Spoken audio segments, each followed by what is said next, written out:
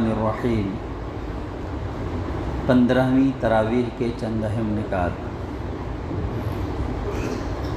سورہ حج کے آخر میں مسلمانوں سے کہا گیا تھا کہ وہ تمام لوگوں کے لیے دین کے گواہ یعنی نمونہ بنائے گئے ہیں، اس لیے انہیں نماز، زکوٰۃ اور توکل علی اللہ کی صفات پیدا کرنی چاہیے۔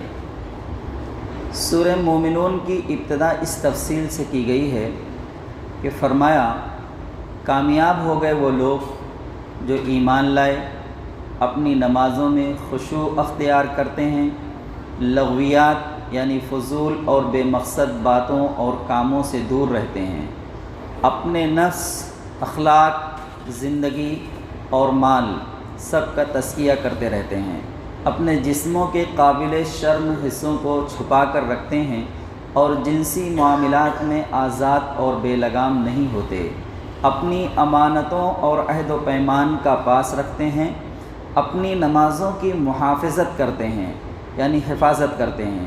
یہی لوگ وہ وارث ہیں جو میراث میں فردوس پائیں گے اور اس میں ہمیشہ رہیں گے۔ ہمارا اور آپ کا کامیابی کا معیار ہم نے اپنا الگ طے کر رکھا ہے۔ ہم یہ سمجھتے ہیں کہ جس نے دنیا میں اچھی تعلیم حاصل کر لی، اچھی نوکری مل گئی، یا اچھا بزنس سیٹ ہو گیا، یا جس کی اولاد اچھی نکل گئی، یعنی جس نے دنیا میں کامیابی حاصل کر لی، اسی کو ہم نے کامیابی کا معیار طے کر رکھا ہے۔ مگر اللہ تبارک تعالیٰ کے یہاں کامیابی کا معیار یہ نہیں ہے۔ اللہ تبارک تعالیٰ نے فرمایا کہ کامیاب وہ لوگ ہو گئے جو ایمان لائے، وہ لوگ کامیاب ہو گئے جو ایمان لائے اور اپنی نمازوں میں خشوع اختیار کیا، لغویات اور فضول باتوں سے پرہیز کیا، اور تفصیل ہے۔ اور اس کے بعد اللہ تبارک تعالیٰ نے فرمایا کہ یہی وہ لوگ ہیں جو میراث میں جنت پائیں گے۔ یہ اللہ تبارک تعالیٰ نے کامیابی کا معیار طے کیا ہے۔ تو ہمیں بھی اپنے آپ کو پھر سے ایک مرتبہ سوچنا ہوگا کہ کیا ہم نے بھی اپنی کامیابی کا یہ معیار طے کیا ہے؟ چونکہ دنیا کی جو زندگی ہے وہ فانی ہے، دنیا کی جو بھی کامیابی ہوگی وہ بھی فانی ہوگی، وہ دائمی نہیں ہوگی۔ انسان تبھی تک کامیاب ہے دنیا میں اگر کامیاب ہے تو جب تک کہ اس کی سانسیں چل رہی ہیں، اس کے بعد تو دنیا کی کامیابی پھر یہیں کی یہیں رہ جائے گی۔ اب اس کے بعد ایک نئی زندگی کی شروعات ہوگی، وہاں ہم کتنا کامیاب ہوتے ہیں کیونکہ وہ دائمی زندگی ہے، ہمیشہ رہنے والی ہے۔ اگر وہاں ہم کامیاب ہو گئے تو حقیقت میں ہم کامیاب ہو گئے، ورنہ دنیا کی کامیابی تو بہت تھوڑے دن کی یا بہت ہی مختصر ہے۔ ایک دن آخرت کا 50,000 سال کے برابر ہوگا۔ دنیا کی ہماری زندگی 60، 70، 80 سال کی، جس میں 15-20 سال تو انسان جو ہے 15 سال بچپن میں گزار دیتا ہے، کہتا ہے، والدین بھی کہتے ہیں کہ ابھی تو بچے کا بچپنا ہے، اور پھر اس کے بعد 20 سال کے بعد کہیں جا کر اس کی زندگی کی عملی زندگی کی شروعات ہوتی ہے۔ 20-25 سال، 30 سال پکڑ لیں اور 50 سال تک، اس کے بعد پھر دھیرے دھیرے بڑھاپا غالب آنے لگتا ہے اور جو کچھ ہے پھر وہ سب ختم ہونے لگتا ہے دھیرے دھیرے۔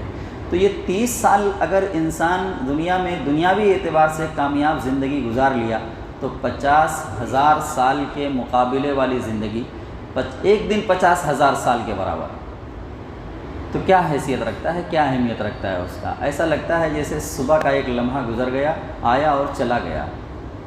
تو اس کامیابی کو کوئی کامیابی نہیں کہیں گے اگر ہم آخرت میں ناکام اور نامراد ہو گئے تو۔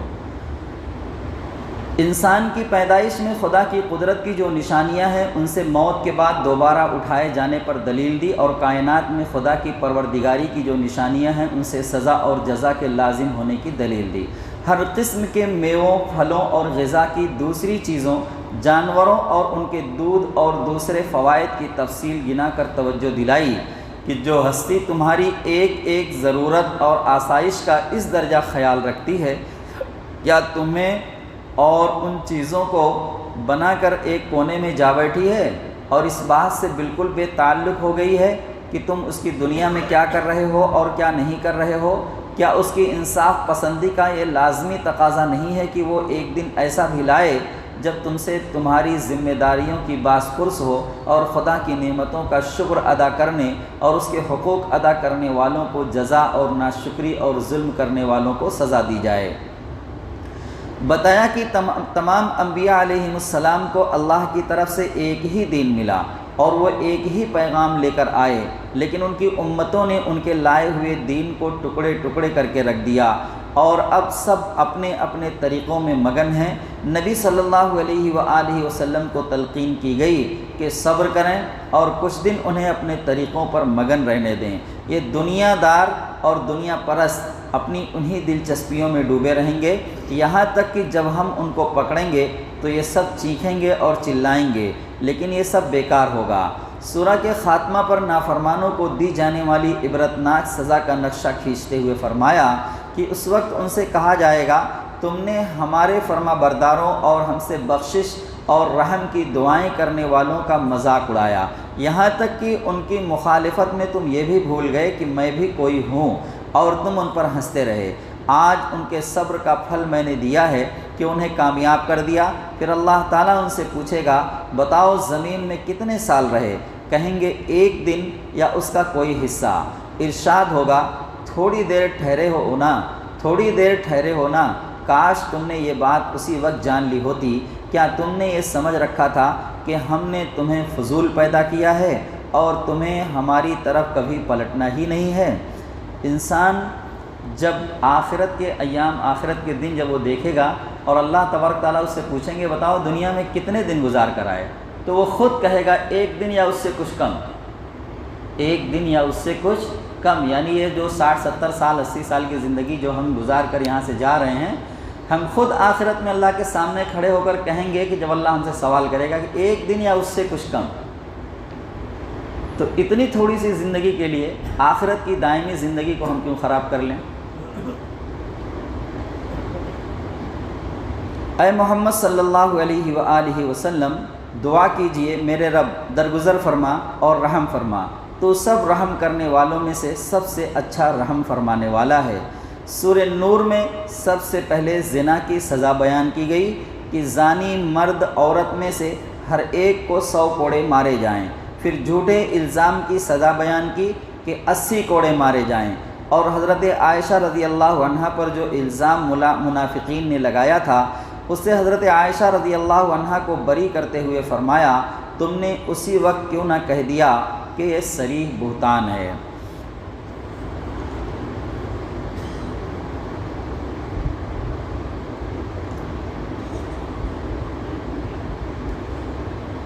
سورہ مومنون مکی تھی، اس میں ایمان کے جو تقاضے، نمازوں میں خشوع و خضوع، لغویات سے پرہیز، تزکیہ نفس، شرمگاہوں کی حفاظت اور جنسی جذبات کو قابو میں رکھنا، اپنی امانتوں اور قول و قرار کی پاسداری، ان کے اثرات ظاہر ہے کہ مکہ میں رہتے ہوئے مسلمانوں کی انفرادی زندگیوں ہی میں ابھر سکتے تھے، اس لیے کہ مکہ میں ان کی کوئی اجتماعی اور مؤثر قوت نہیں تھی۔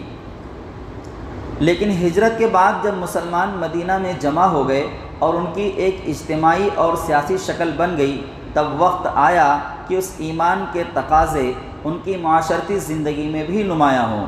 چنانچہ جس رفتار سے حالات سازگار ہوتے گئے، معاشرہ کی اصلاح کے احکام نازل ہوتے گئے، اور ایمان کی نورانیت جو اب تک صرف افراد تک محدود تھی، ایک پورے معاشرے کو منور کرنے لگی۔ سورہ نور اسی سلسلہ کی ایک سورہ ہے جس میں اہل ایمان کو ان احکام اور ہدایت سے آگاہ کیا گیا ہے جو ان کے نئے تشکیل پانے والے معاشرے کو ایمان کے اثرات سے مزین اور منافع ایمان مفاسد سے محفوظ رکھنے کے لیے ضروری تھے۔ ابتدا ہی میں فرمایا، یہ ایک عظیم سورہ ہمارا اتارا ہوا فرمان ہے، جو احکام دیے جا رہے ہیں ان کی حیثیت فرض کی ہے۔ جن صورتوں میں اللہ تبارک تعالیٰ نے معاشرتی احکام نازل کیے ہیں، ان کی ابتدا بہت ہی زوردار انداز میں اللہ تبارک تعالیٰ نے کی ہے، بہت ہی مؤثر طریقے سے جو ہے اس کی شروعات کی ہے۔ سورہ نور کی ابتدا اللہ تبارک تعالیٰ ان الفاظ سے کر رہے ہیں کہ سورۃ انزلناہا و فرضناہا، یعنی یہ جو کچھ اس میں سنایا جا رہا ہے، نازل کیا جا رہا ہے اور فرض کیا جا رہا ہے، یہ کس کی طرف سے کیا جا رہا ہے؟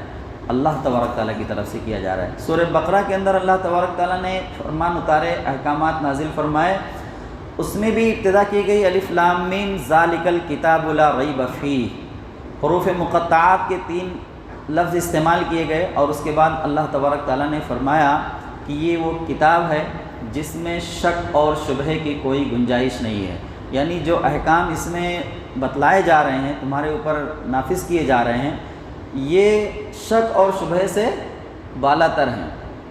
ایسے مؤثر انداز میں جو ہے صورتوں کی ابتدا ہوتی ہے، ایسی صورتوں کی جس میں احکام بیان کیے گئے ہیں۔ تو اس صورت کے اندر سب سے پہلا حکم جو نازل کیا گیا وہ یہ ہے کہ زنا کی سزا بیان کی گئی کہ زانی مرد عورت میں سے ہر ایک کو 100 کوڑے مارے جائیں، اور اگر کسی نے کسی کے اوپر جھوٹا الزام لگایا اور ثبوت نہیں پیش کر سکا تو اس کو 80 کوڑے مارے جائیں گے۔ تو یہ کوڑے کب مارے جائیں گے، کون مارے گا، کیسے مارے جائیں گے، اس کے لیے تو طاقت کی ضرورت ہے نا۔ احکام جو ہے کوئی قانون صرف قانون بنا دینے سے تو نافذ ہو نہیں جاتا ہے، اس کے لیے قوت کی ضرورت ہوتی ہے، طاقت کی ضرورت ہوتی ہے، اقتدار کی ضرورت ہوتی ہے۔ اللہ کے رسول صلی اللہ علیہ وآلہ وسلم نے ہجرت سے پہلے اللہ تبارک تعالیٰ سے دعا فرمائی کہ اللہ مجھے اقتدار عطا فرما، جہاں سے نکال اچھی طرح سے نکال، جہاں داخل فرما وہاں اچھی طرح سے داخل فرما، اور مجھے ایک اقتدار کا مددگار بنا، یا تو خود مجھے اقتدار دے دیجئے یا کسی اقتدار کا مددگار مجھے بنا دیجئے، کیونکہ جب تک اقتدار نہیں ہوگا تب تک کوئی قانون نافذ نہیں کیا جا سکتا ہے۔ قانون نافذ کرنے کے لیے پاور کا ہونا ضروری ہے، اس لیے جو ہے نکو بن کر نہ رہیں، جب بھی الیکشن وغیرہ آئے تو کوشش کریں اس کے لیے، گھروں میں نہ بیٹھے رہ جائیں، پاور کا حاصل کرنا بہت زیادہ ضروری ہے۔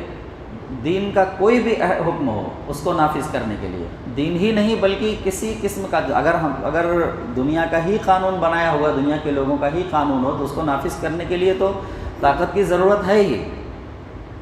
یہ 80 کوڑے کون برداشت کرے گا اور کون مارے گا؟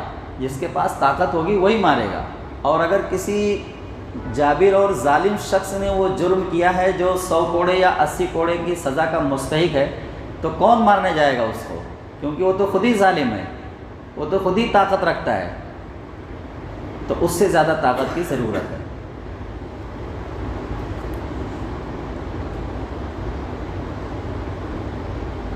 ہجرت کے بعد جب مسلمان مدینہ میں جمع ہو گئے اور ان کی ایک اجتماعی اور سیاسی شکل بن گئی، تب وقت آیا کہ اس ایمان کے تقاضے ان کی معاشرتی زندگی میں بھی نمایاں ہوں۔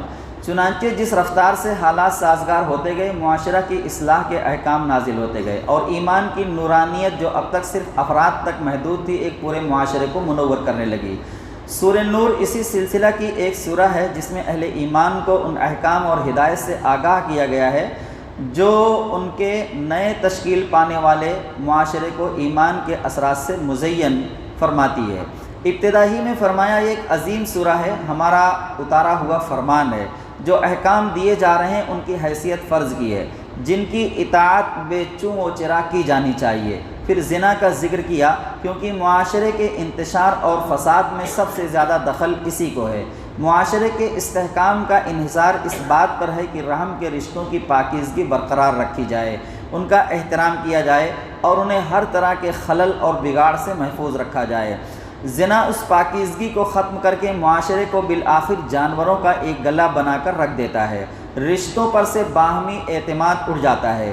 اسی لیے اسلام نے پہلے دن سے اس انتشار کو روکنے کے لیے تفصیل سے احکام جاری کیے اور زنا کی سزا کو دین اللہ قرار دیا، یعنی اللہ کا دین۔ آج کل یہ فلسفہ کھڑا کیا گیا ہے کہ جو لوگ جرم کرتے ہیں وہ ذہنی بیماری کے سبب کرتے ہیں، اسی وجہ سے وہ سزا کے نہیں بلکہ ہمدردی کے مستحق ہیں، ان کی تربیت اور اصلاح کرنی چاہیے۔ اس فلسفہ کی وجہ سے خدا کی زمین گنڈوں اور بدماشوں سے بھر گئی اور چوروں اور زانیوں کی ہمدردی میں لوگ یہاں تک کہ مسلمان بھی نعوذ باللہ خدا سے بھی زیادہ رحیم بن گئے۔ اللہ تعالیٰ سے بھی زیادہ رحم اور کرم کرنے والے بن گئے۔ اصل میں جب سزا دوسروں کے اوپر جرم کرنے والا کوئی اور ہو اور کسی کے ساتھ کیا گیا ہو، کسی اور کے ساتھ، اور سزا جب اس کے اوپر نافذ کی جاتی ہے تو ایسا لگتا ہے کہ یار بہت زیادہ زیادتی ہو رہی ہے۔ خاص طور سے ابھی اگر کسی نے کسی کو قتل کر دیا، اور قتل کی سزا اسلام میں قتل ہی ہے، اور 20 سال کے بعد ہمارے یہاں جو قانون ہے، 20 سال کے بعد، 25 سال کے بعد، 30 سال کے بعد اگر وہ سزا نافذ ہوتی ہے، تب تک تو لوگ جو ہے اس نے جرم کیا تھا، اس جرم کی جو سنگینی ہوتی ہے اس کو بھول چکے ہوتے ہیں۔ 20 25 30 سال کی مدت بہت زیادہ ہوتی ہے، وہ دماغ سے بھی اتر چکا ہوتا ہے۔ اب اس کے بعد 30 سال کے بعد جب اس شخص کو اگر یہاں کے قانون کے مطابق کچھ سزا دے دی بھی جائے، مثال کے طور پر اس کو پھانسی کی سزا دے دی گئی، تو 25 سال پہلے تو آدمی بچہ رہا ہوگا، اب تو جوان ہو گیا ہوگا، اس کو کیا پتہ، جو جوان رہا ہوگا وہ بوڑھا ہو گیا ہوگا، اس جرم کی سنگینی کا اسے اندازہ بھی نہیں ہوگا، اور جس کے ساتھ وہ جرم کیا گیا ہوگا وہ بھی بیچارہ جو ہے دھیرے دھیرے حالات کے اعتبار سے بھلا چکا ہوگا۔ تو ایسا لگتا ہے کہ یار یہ تو بہت سخت سزا دی جا رہی ہے۔ اسلام اتنی تاخیر نہیں کرتا، فیصلہ ہوا، سزا نافذ، تو وہ جرم کی سنگینی بھی باقی رہتی ہے لوگوں کے دماغ میں، اور لگتا ہے کہ ہاں یہ جو ہے بالکل سزا ملنی چاہیے تھی۔ ایک چیز تو یہ ہو گئی، اور دوسری چیز یہ کہ جب دوسروں کے اوپر لے کر ہم اس کو دیکھیں گے تب بھی ہم کو یہ محسوس ہوگا کہ یار بہت زیادتی ہو رہی ہے۔ جب ہم اس کو اپنے اوپر لے کر دیکھیں گے کہ اگر کسی نے ہمارے بھائی کا یا ہمارے بیٹے کا یا ہمارے باپ کا قتل کر دیا ہے تو ہمارا دل تو یہ چاہے گا کہ ہم اسے دانتوں سے نوچ کر اس کو ختم کر دیں۔ تب یہ نہیں معلوم ہوگا کہ یہ جو اس کو سزا دی جا رہی ہے قتل کے بدلے قتل کی، یہ زیادتی ہو رہی ہے۔ جب تک وہ دوسروں کے اوپر رکھ کر ہم سوچیں گے تب تک وہ زیادہ معلوم ہوگی۔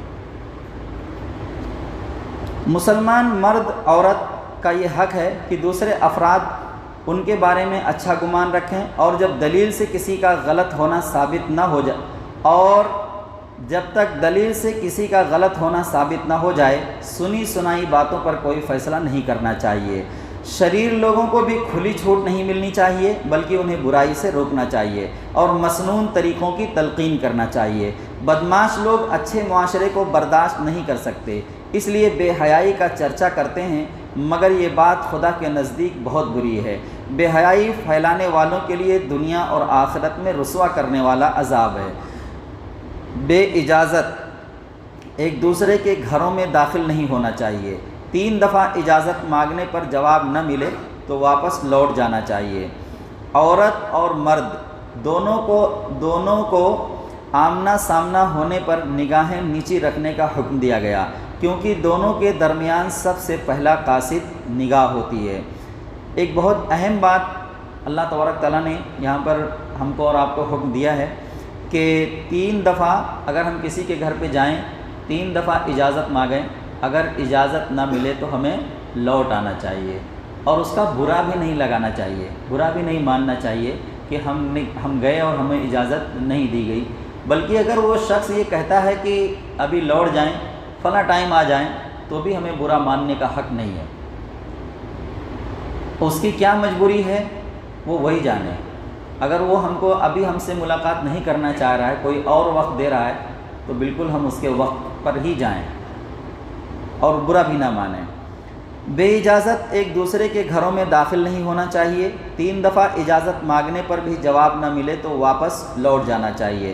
نفسیاتی اشتعال سے بچنے کے لیے باوقار لباس پہننے اور دوپٹہ اوڑھنے کو ضروری قرار دیا گیا، جس سے سر اور گریبان کو ڈھانکا جائے، یہاں تک کہ سینہ بھی چھپ جائے۔ بیوہ عورتوں اور لونڈی غلاموں تک کا نکاح کرنے کی تاکید کی، اور کہا جب کوئی نکاح کی عمر کو پہنچ جائے تو لازماً نکاح کا بندوبست ہونا چاہیے۔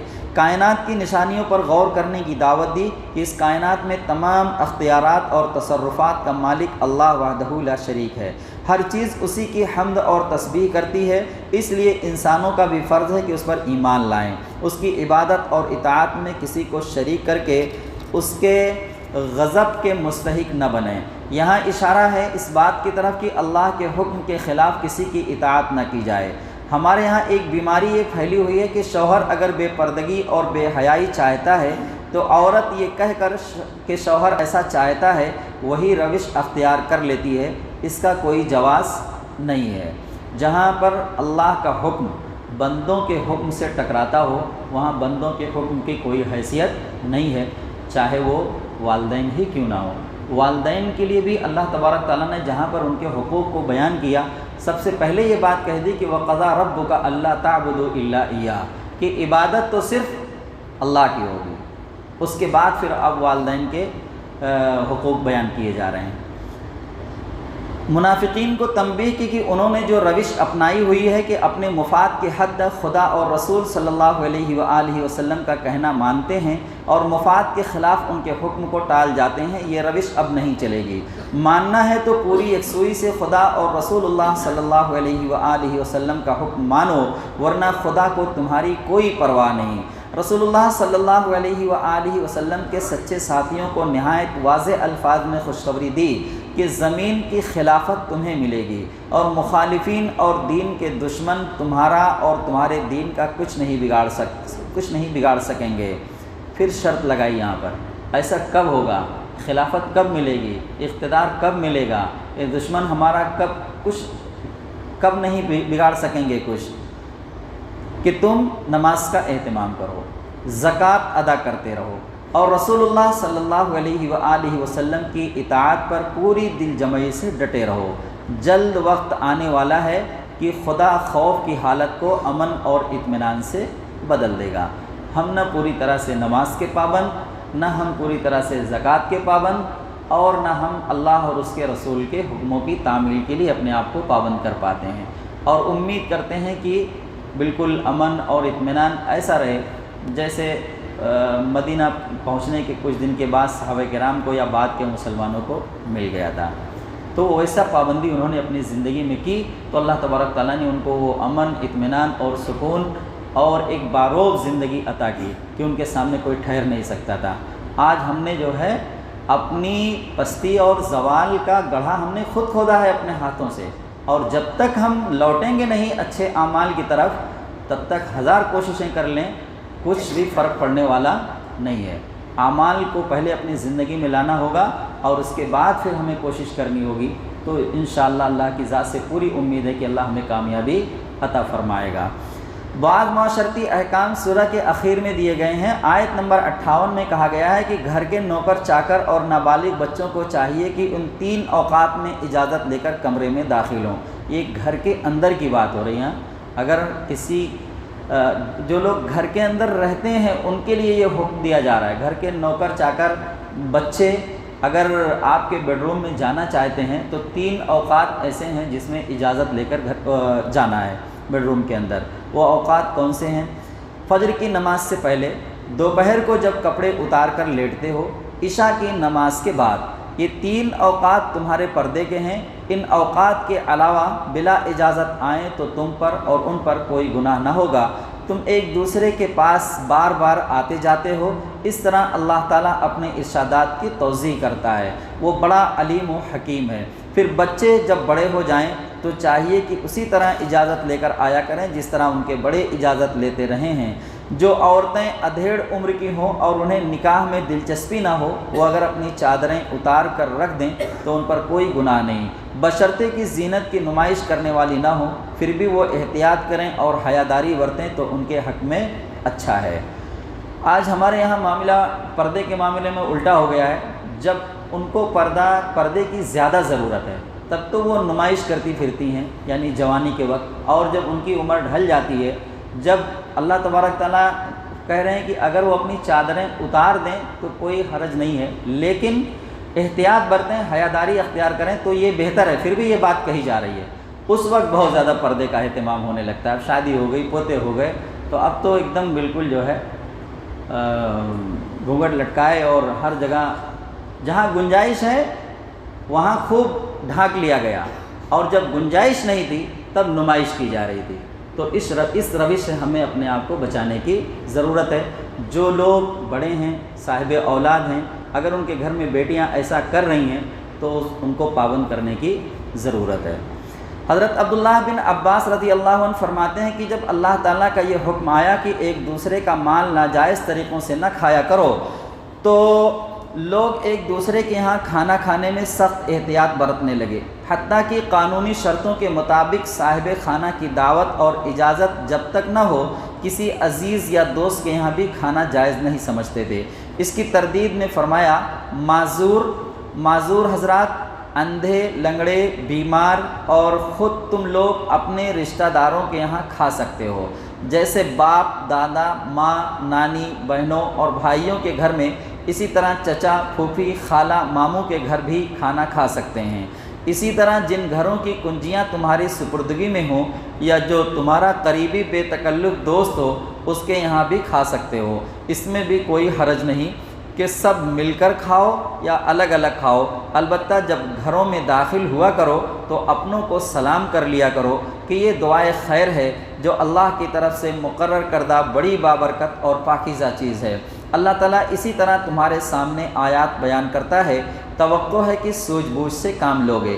اس آیت سے یہ بات بھی سمجھ میں آتی ہے، معذور حضرات کا حق ہے کہ مسلم معاشرے کا ہر فرد انہیں کھانا کھلانے پر تیار رہے، نیز وہ خود بھی کسی کے گھر جا کر کھانا مانگ سکتے ہیں، کھا سکتے ہیں، صاحب خانہ کو انکار نہیں کرنا چاہیے۔ دوسری بات یہ کہ ایسا وہ اقارب کے گھر کھانا ایسا ہے جیسے اپنے گھر کھانا۔ قریبی رشتہ داروں اور بے تکلف دوستوں کے یہاں کھانے کے لیے باقاعدہ اجازت ضروری نہیں۔ آدمی ان میں سے اگر کسی کے یہاں جائے اور گھر کا مالک موجود نہ ہو اور اس کے بیوی بچے کھانے کو کچھ پیش کریں تو بے تکلف کھایا جا سکتا ہے۔ آخری رکوع میں فرمایا کہ جب اجتماعی کام کے موقع پر مسلمان رسول اللہ صلی اللہ علیہ وآلہ وسلم کے ساتھ ہوں یا اپنے امیر کے ساتھ ہوں اور کوئی انفرادی ضرورت پیش آ جائے تو مسلمانوں کو چاہیے کہ رسول اللہ صلی اللہ علیہ وآلہ وسلم سے یا امیر سے اجازت لے کر جائیں۔ پھر امیر کو اختیار ہے کہ اجازت مانگنے والے کی ضرورت کے مطابق چاہے اجازت دے یا انکار کر دے۔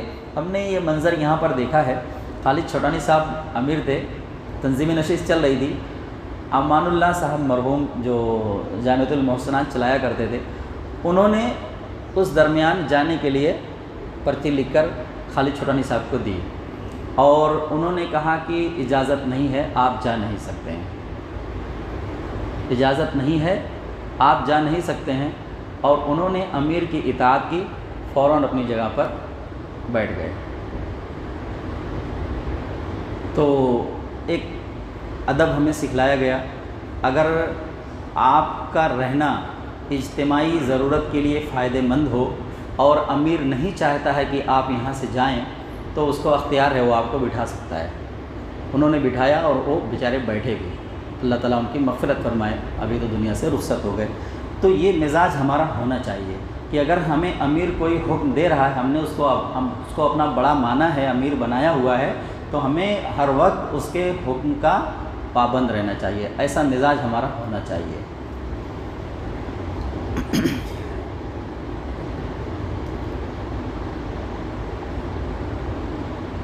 آخر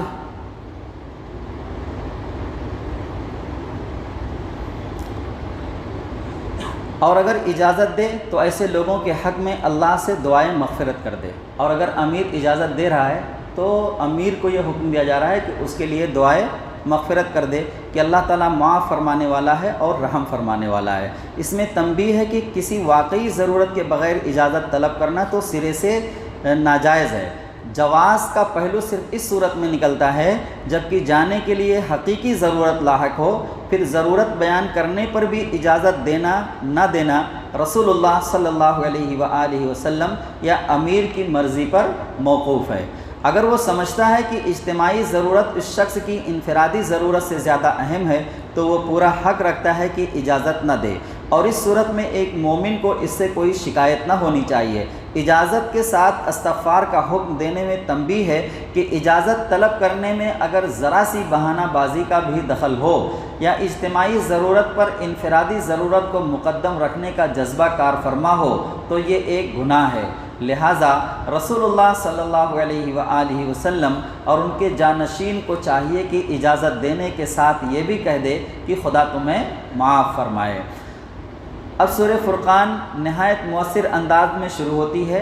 بڑی ہی بابرکت ہے وہ ذات جس نے اپنے بندے پر حق و باطل کے درمیان امتیاز کر دینے والی کتاب اتاری، تاکہ وہ اہل عالم کو ہوشیار کر دے کہ وہ ذات آسمانوں اور زمین کی بادشاہی کی مالک ہے۔ کسی بیٹے یا بادشاہی میں کسی کی شرکت سے پاک ہے۔ اس نے ہر چیز کو پیدا فرمایا، پھر اس کی تقدیر مقرر فرمائی۔ لوگوں نے ایسی ہستی کو چھوڑ کر انہیں معبود بنا لیا جو کسی چیز کو پیدا نہیں کرتے بلکہ خود پیدا کیے جاتے ہیں، جو نہ جلا سکتے ہیں نہ مار سکتے ہیں۔ منکرین حق کا انجام بتاتے ہوئے ان کے انکار کی اصل وجہ بتائی، کیونکہ یہ لوگ ایک مرتبہ اس گھڑی کو جھٹلا چکے ہیں، اس لیے اب ضد پر اڑے ہوئے ہیں۔ مگر جب وہ گھڑی آنے پر ہاتھ پیر باندھ کر بھڑکتی ہوئی آگ میں ایک تنگ جگہ ٹھوسے جائیں گے تو اپنی موت کو پکارنے لگیں گے۔ اس وقت ان سے کہا جائے گا، آج ایک موت نہیں بہت سی موتوں کو پکارو۔ ان سے پوچھو، یہ انجام اچھا ہے یا وہ ابدی جنت جس کا وعدہ خدا ترس لوگوں سے کیا گیا ہے، جو ان کے عمل کی جزا اور ان کے سفر کی آخری منزل ہوگی، اس کا عطا کرنا تمہارے رب کے ذمے ایک واجب الادا وعدہ ہے۔ 18ویں تراویح کا بیان ختم ہوا۔ اللہ تعالی ہم سب کو قرآن پڑھنے، اس کو سمجھنے اور اس پر عمل۔ 15ویں تراویح کا بیان ختم ہوا۔